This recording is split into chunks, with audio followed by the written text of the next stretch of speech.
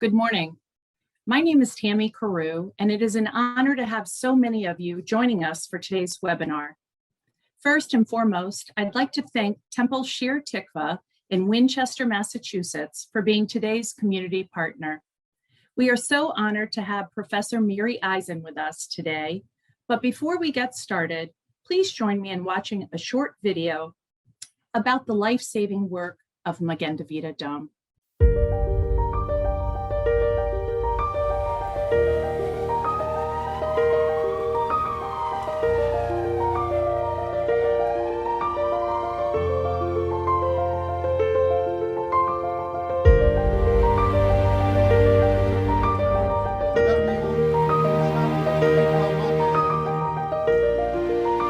במד"א ישנם 28,000 מתנדבים, בהם פרמדיקים חופשיים וכוננות תגובה מיידית.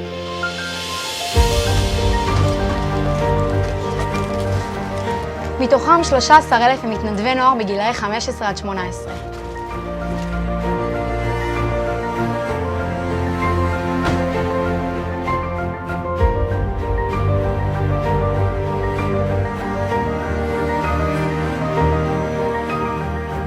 המתנדבים משקיעים 700 שעות כדי לקבל הכשרה מתקדמת. מתנדבי הנוער משקיעים 250 שעות. AFMDA Paramedic Educational Center trains and certifies all paramedics in Israel, including IDF paramedics.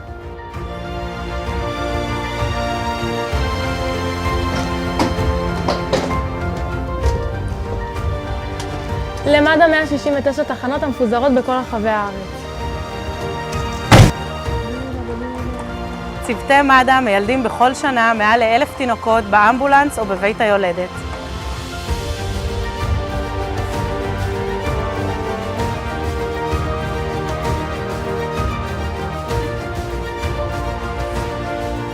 I had a heart attack. An MDA app helped MDA paramedics to get to me in minutes and save my life.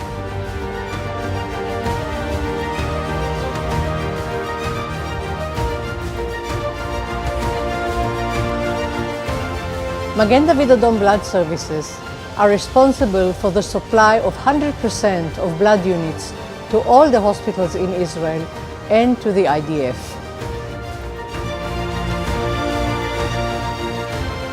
We are building the new Blood Services Center, which will save many lives in the years to come.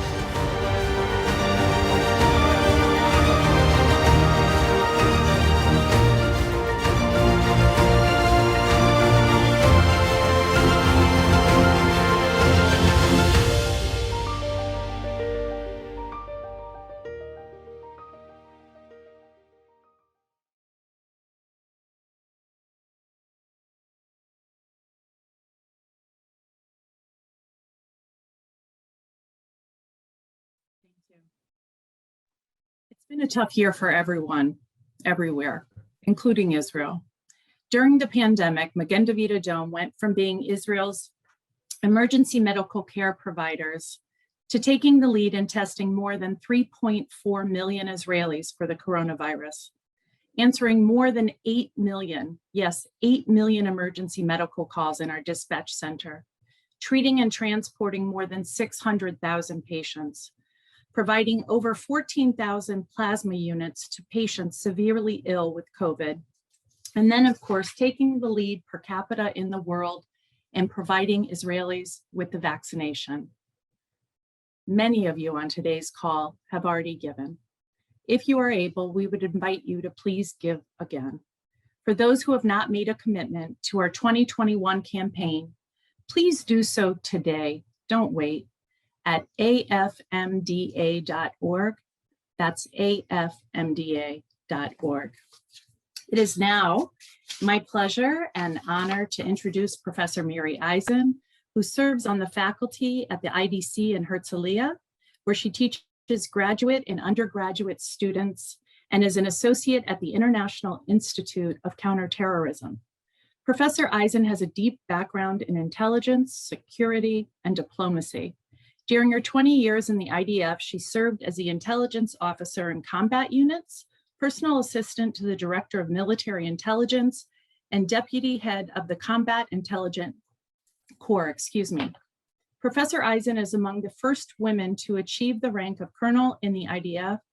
After retiring from the military, she served as the Israeli government spokesperson during the Second Lebanon War in 2006 and as international press secretary to Prime Minister Ehud Olmert during the Annapolis peace process of 2007. Again, an honor and a pleasure, and welcome, Professor Eisen.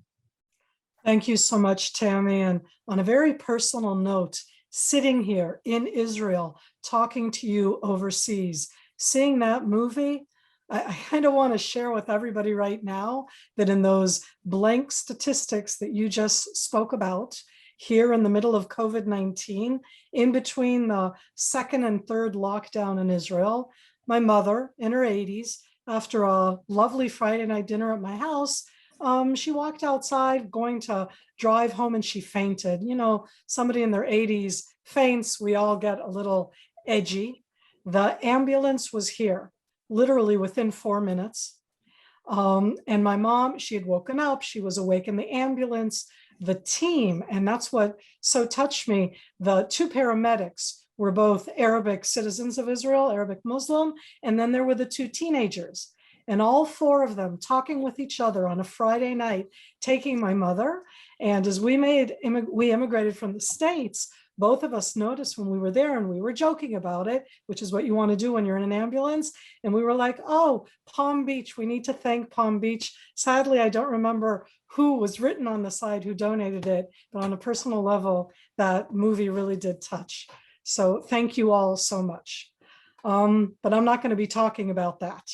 I'm going to try and discuss with you right now a little bit of what's expected next week in Israel, our fourth elections in 2 years. To do so, I'm going to share with you a presentation, mainly to keep me on subject, because what I want to do is try to take you through some of the aspects of where we expect to be next week. And as I was putting this together, and if you're looking at the screen right now, I'll read it out as I wrote here. Israeli 21st to 23rd Knesset. We're now going to our 24th Knesset. And I put to myself a question, what will happen in 2021? So for those of you who don't have any time, you can leave the conversation now because I can answer and say, I have no idea what is going to happen next week. But what I'd like to share with you right now is some of the background understanding of our fourth elections in 2 years. And to do so, I'm going to do a little bit of a zoom out and a little bit of a zoom in. What do I mean when I say a zoom out? So all of you are familiar with Israel. You all are committed to Israel. But I want to remind you of some of the numbers in the way that this impacts our elections. Israel has passed 9 million citizens. And of those 9 million citizens, when you go to the elections, when you go to talk of Israel's electoral political system, you need to understand how it breaks down. Sorry. What do I mean? So in Israeli demographics, 75% of the 9 million citizens, 75% are defined in Israel as Jewish. 20% of Israeli citizens are Arabic-speaking Muslim. So we have a different type of polity, that definition of Jewish and Arabic-speaking Muslim. But that's not enough. I want to go and break this down even further to give you a sense of the differences between the parties within our system and why we're in a deadlock. So most of you, if not all of you right now, are in North America. In North America, Jews in the self-definitions in big categories divide themselves into 3 subcategories. They'll ask you what you are, and they'll usually give you 3 options, even though you may not be in those options. Are you an Orthodox Jew? Are you in the conservative movement? Are you in the Reform movement? And obviously, it's way more complex than that. In Israel, we, the Israeli Central Bureau for Statistics, define Israeli Jews in a different way. They ask you who you are, and you get an answer. Are you a secular Chiloni Jew? Are you a Masorati traditional Jew? Are you a modern Orthodox Dati or Dati Leumi? Or do you define yourself as a Haredi or ultra-Orthodox? So I'm taking off all of my cute little pictures and I'm reminding you it's a self-definition. Nobody tells me who I am. But if you look at these categories right now, it is going to be a thread in the political parties in Israel, ones that are all encompassing and represent all of these different four segments, some that represent more the secular, and there are Haredi, ultra-Orthodox parties that very specifically will only be representing their subsector. But that complexity is not only among the Jews. The Arab citizens of Israel also have distinctions. The bulk of them are Muslim, but we have three additional categories, religions. There's a percentage of Druze, a different religion that view the state in a different way, by the way, and they're very nationally adopted part of the state of Israel. We have Christian citizens of Israel, mainly Arabic speaking. We have Bedouin in the south, a large growing community. So just like I have different categories and sectors within the Jewish community, thus I also have in the Arab Israeli community. How does that come together? How does that meet? What does it has to do with our going to our fourth elections in 2 years? We're only supposed to be having elections every 4 years. So I need to put it up in front. In the United States, in the last year, you went through a presidential election, as you do every 4 years. Israel is not a presidential democracy. We are a parliamentary democracy, which means that we, the citizens, vote for a party. We'll get to that in a moment. And that is the legislator. In Israel, our parliament is known as the Knesset. And out of the legislator, it is the selection from there that is going to be the executive, or what we call the government. In the United States, you have a different system. The citizens, and what you did both last November and as you do every 4 years, here I'm talking about the presidential elections, is you vote separately by name for the executive or the president and for the legislator or the congressman that you have in the House and in the Senate. Why am I giving you that background? Because it's all about the difference in system at the moment. We do not have the winner take all. We do not have a possibility in that sense that somebody wins 51% of the vote and the other 49% accept or don't accept it, with all of the complexities of what that means. In our system, I am not voting for a person at all. I am voting for a party. It's different. It means that when I walk into where I vote, and you know, high-tech nation, forefront of the world in technology, until it comes to the elections. In the elections, I will, for the 4th time in 2 years, walk into a booth. I will take a physical piece of paper. If I accidentally take more than one piece of paper of the different parties that are there, my vote will be canceled. I take one piece of paper, I'm very careful with it as I put it into the envelope. I close the envelope and put it into a box, and then it is hand counted. In addition to voting for a party and not a person, Israel decided from its establishment in 1948, from the first elections that were when the war was still going on in January of 1949, that we would be a multi-party system. So it's not the same as in the States. It's not the same as in Canada. It has similarities to Great Britain, to the UK. Part of that is because of the impact of what was here, but each and every democracy have their own combos. We're a multi-party system where we don't vote for a person, but rather for a party. And in this system, what we vote for at the end, citizens voting for the legislative, out of those elected, they are the ones, the 120 Knesset members are the ones that are going to be defining who the government will be. And here we are in 2021, And in a moment, we'll get to that. We have not had a functioning government pretty much since those elections in 2019. I'll get to that in a moment. So not only do you have to get voted into parliament, I'll talk about that in a moment. Once you get voted in, out of those voted in, the leaders of those parties, one of those leaders are the ones that is going to lead the coalition together and be the executive of the government. But there's an added twist, and it is the one which has so impacted our, what can I call it, our extra elections. I'm a little cynical about it, but I'm cynical, but with a touch of hope, and I'll get there. Over the years, in our multi-party system, we decided, we, the legislator, not that I was ever voted for or that I ever joined a party, that there would be a threshold. You have to get a certain percentage of the vote to be able to get into the Knesset.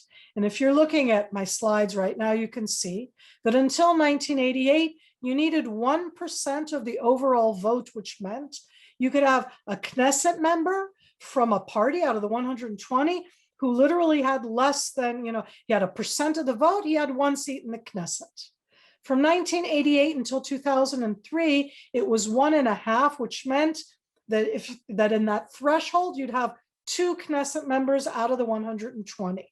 They put it up, but what changed? Why are now in these elections that have been happening in 2019 and in 2020 and again next week, they upped the threshold? We had a lot of small niche parties. One of the reasons that they put the threshold up, that you had to get a large percentage, 3.25% of the overall vote to be able to get into the Knesset at all. But what that meant is that little parties had enormous clout because they became the balancing act to put together the coalition government. And they upped the threshold, and it forced smaller parties to run together. And that is the story of the last 2 years.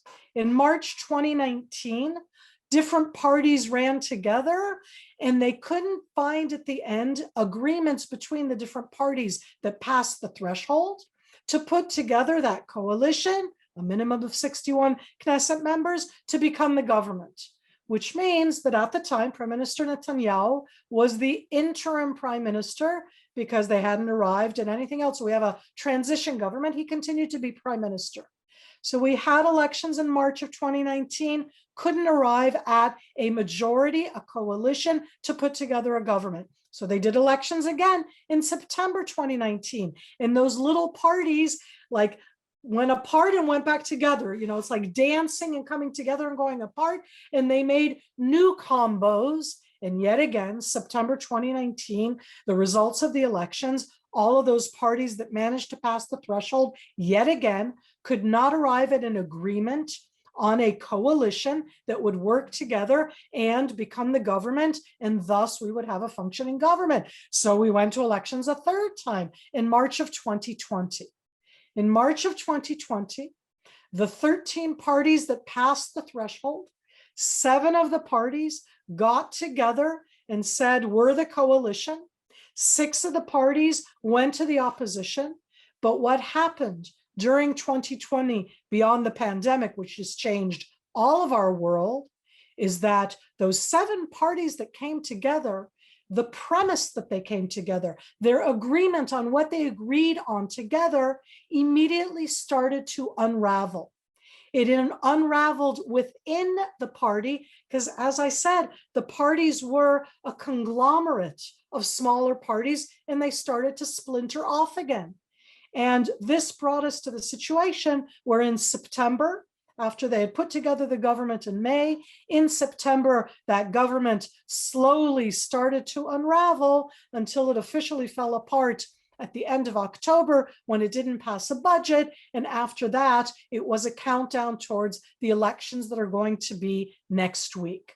So they managed in that sense when those conjoined parties broke up at that time. That was very much the challenge as it was into bringing out those elections. And it brings us like what brought about the end, because I want to focus right now what these elections are about.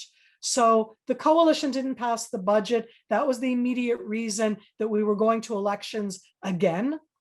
But the reason they could not pass the budget was that dissolution of all sorts of conjoined parties. And as in the background, you could start feeling that soon there were going to be elections again, because there was not that 61 majority coalition for a government. New parties with new leaders started to talk from mid-2020, when there still was a semi-functioning government. And I give this to you right now, just to give you an idea of how challenging this threshold is that these are 4 new parties that established themselves in 2020. They did not exist before 2020.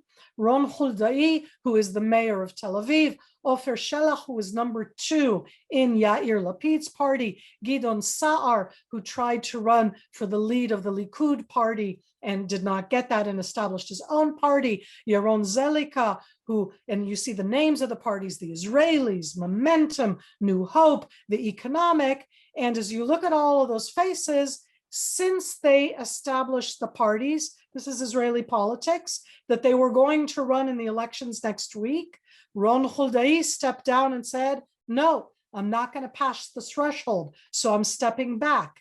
Ofer Shelach said, I'm not going to pass the threshold, so I'm stepping back.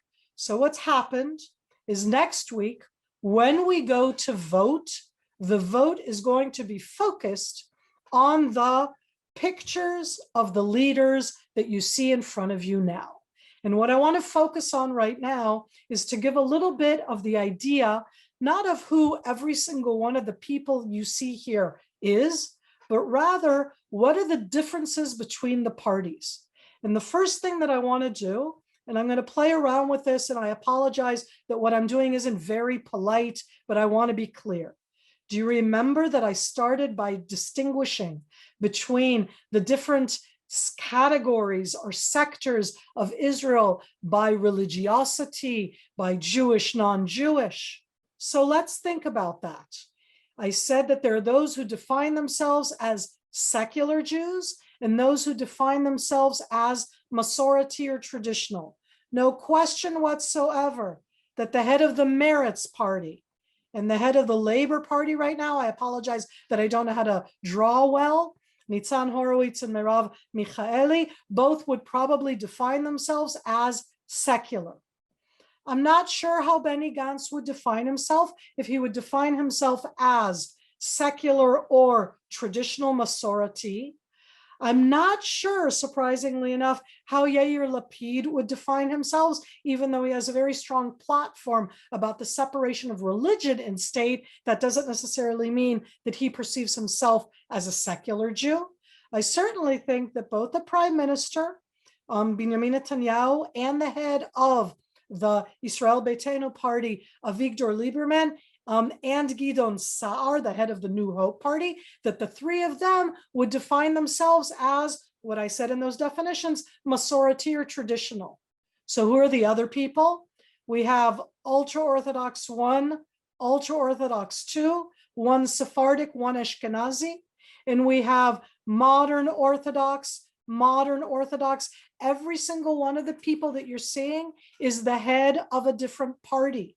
Again, I'm doing this in a very blank way, but in projections. The party that gets the most is the Likud, the Prime Minister's party, but he doesn't get more than 30 seats out of 120. That's less, that's a quarter of the votes. Second largest party right now, I don't know if it'll be Gidon Sa'ar, if it will be one of the, if it'll be Yair Lapid over here, if this will be 15 or 20, I have no idea. I told you at the beginning, I don't know what will be. Polls nowadays and polling are very dramatically challenging. So I don't know what the results will be, but I do know that, just to add in, that the 2 men in the background that many of you may not recognize as clearly are the head of the Joint Arab List on the one side. This is the Joint Arab List, and of a much more conservative Islamic religious Muslim party, I affectionately call it the Israeli Muslim Brotherhood. It's in the democracy. It has not been canceled as other parties in that sense. So it's two Arab representing Arab polity, but people can vote for all sorts of different things. Now, I put all of this up here right now, and I'm going to erase right now all of my little inks that I put up there. And I want you for a moment, as an Israeli, I look at the different options, and I want you to take note. What am I voting for? Here I am, Miri Eisin, retired colonel. Am I going to vote for the only party, for example, who has a woman at the head? Am I going to look at the lists, not just at the heads of the parties, but at the way that they define them? I'm going to be Israeli critical.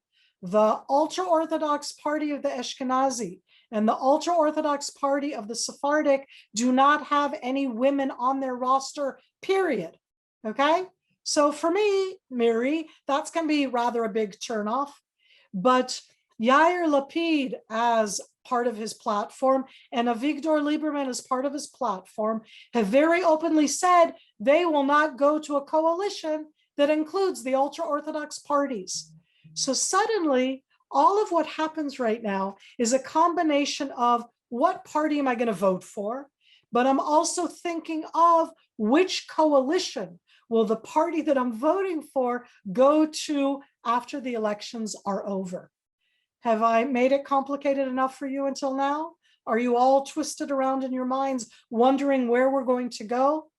What I want to give you a food for thought is that the elections in Israel are about how we view Israel, about the different sectors within society and those that do work together and those that don't work together, those that are perceived as having too much impact, too little impact.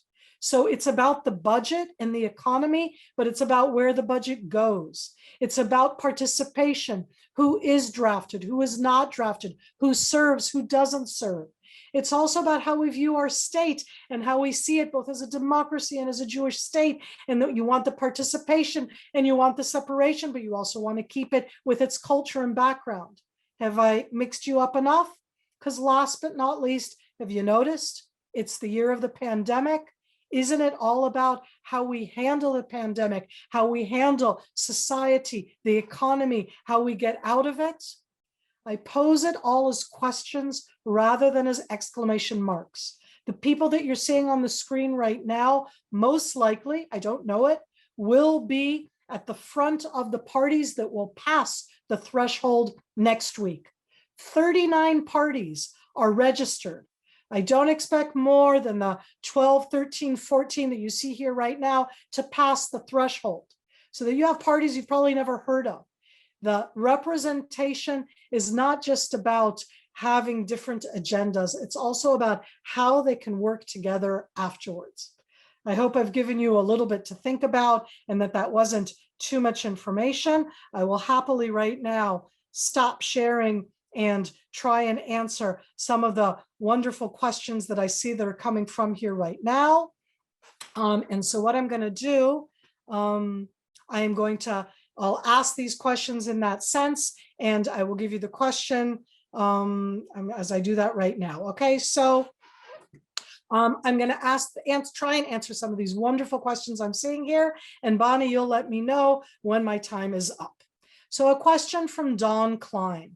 Why don't they have term lineage in that sense for prime minister, or limiting the term of prime minister, like you have in the United States, that a president can only be elected for 2 terms?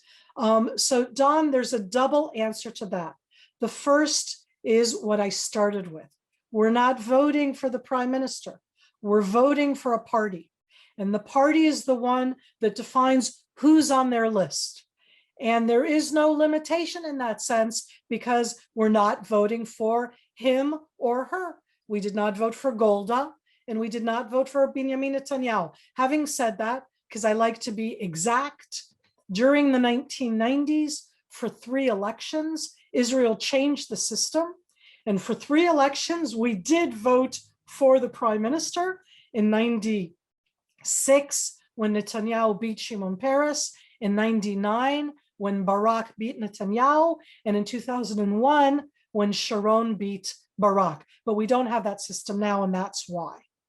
We do to the question asked by Joella. Thank you for the question. Do you have vote by mail in Israel? And Joella, God, the answer is we so do not. We only vote in person by putting a note into an envelope into a box. What it means is that we don't have absentee ballots. What it means is that Israeli citizens who are not physically in Israel on the day of the elections cannot vote.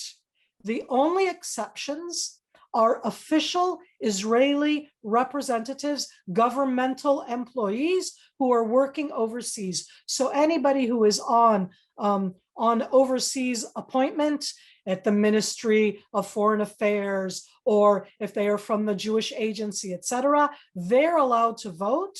And as I say, they actually will put up a little box, and then those boxes are brought to Israel and counted. But we don't have absentee ballots, and we don't have vote by mail. Leslie, how many times can you go to new elections if there is no coalition?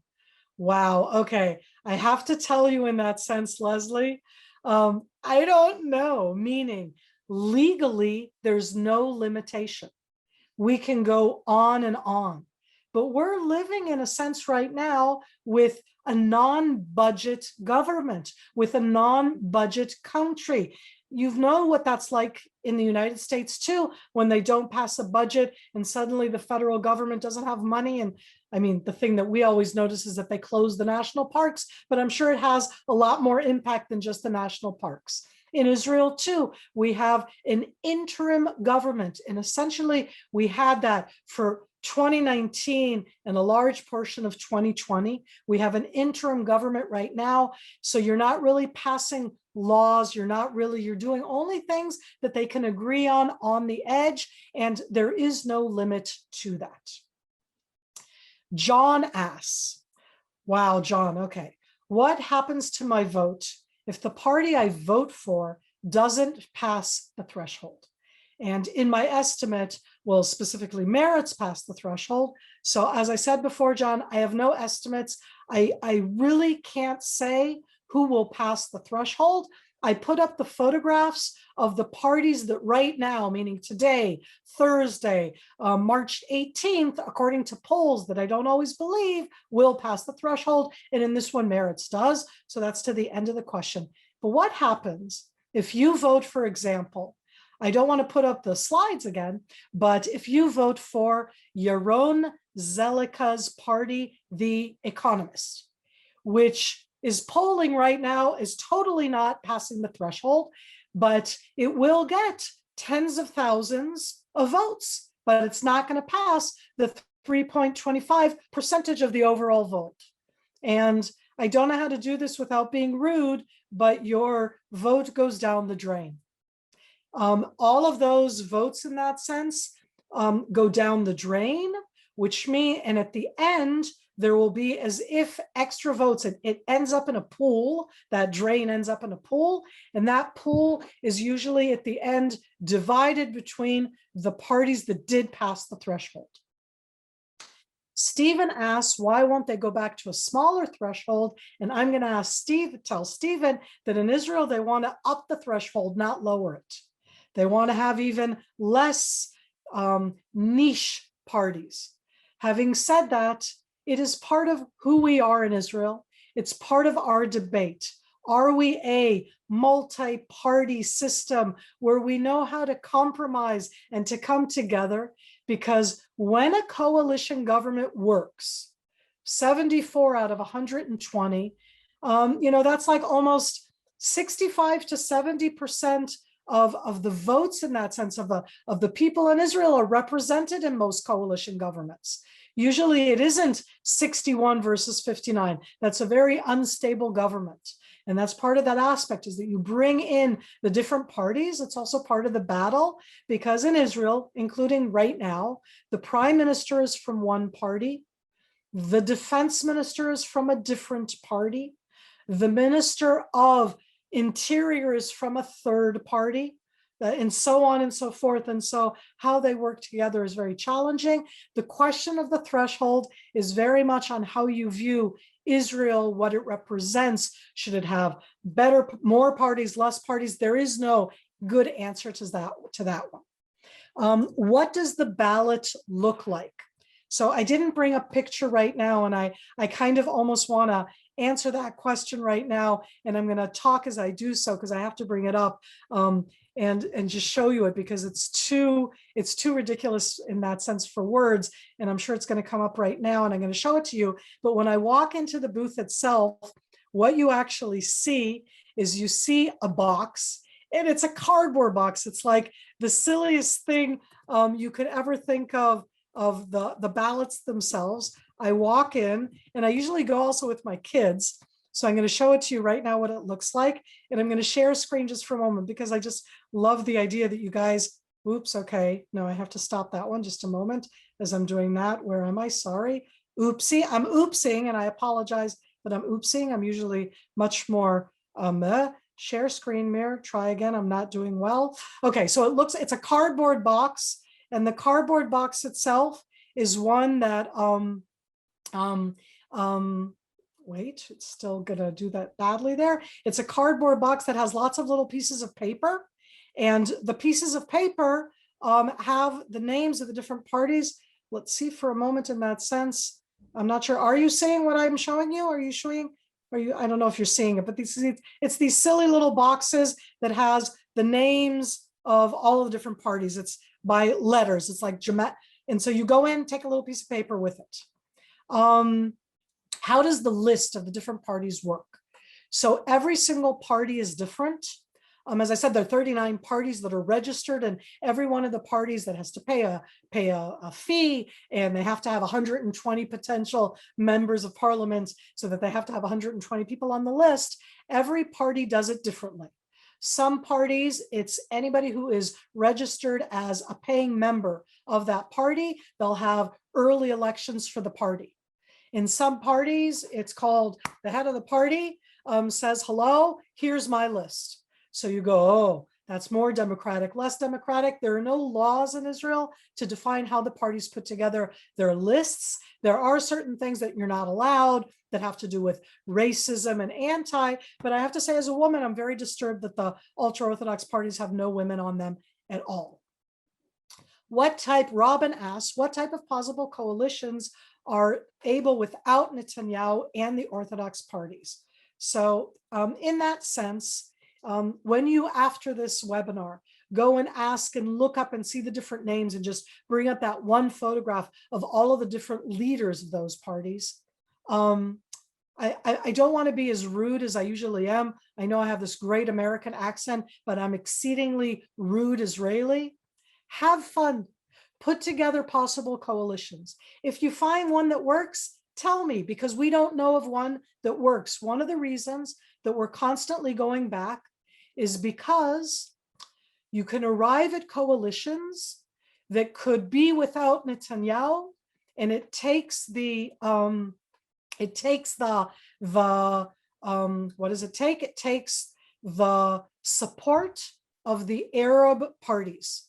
And you have in Israel a debate within Israel if a coalition government that has the support of the Arab, there are Arab full citizens of the state of Israel, if that is legit, not in the legal sense, of course it's legal, but if that's what Israel wants. And that's why it keeps teeping. They always talk about with the Arab parties and without the Arab parties, and would the Arab parties actually sit in a coalition government or only back it from outside the government? And these are the challenging issues. You have right-wing parties, you have left-wing parties, you have centrist parties, but it's all up to you. So sit around, play with it, and see which coalition you come up with. Esther wants to know why I didn't mention security. And Esther, thank you for the call out and for asking that. And I think that I'm going to be able to do that in that sense and try and understand a little bit better what it's about. Because Esther, you're absolutely right. Our elections are very much about security, but they're about security in the way that we define it. And when I say we, Esther, what you define as security, what somebody from different sections in Israel may define can be very different. Is security about security against Iran, Hezbollah, Hamas? Is security about beating the pandemic? Is security about rockets into Israel, but also about what's happening inside Israeli society? We define security in different ways. So a shout out to the amazing people who support and honor the Magen David Adom in Israel. My heart is with all of you. I await the elections on Tuesday, and we'll all see what will be, and we'll be a lot more smarter on Wednesday. And with that, I'm going to hand back to Tammy, and thank you all so much. Thank you so much, Professor Eisen. Again, it's a pleasure and an honor to have you. I'd also once again like to thank Temple Shir Tikva in Winchester, Mass. And I invite other synagogues and organizations to reach out to AFMDA to become a community partner for future webinars and programs as well. Next week, we welcome Ambassador Ron Dermer the day after the election. So Miri, that would be an interesting time as well. On March 24th at noon, you should all receive, hopefully today, an invitation in your email. And I just want to say a special note of thanks for the amazing questions and your participation, again, to Professor Eisen. And please, if you've not already made a commitment to the AFMDA 2021 campaign, do so today at afmda.org. Thank you so much for joining us. Have a wonderful day. Bye.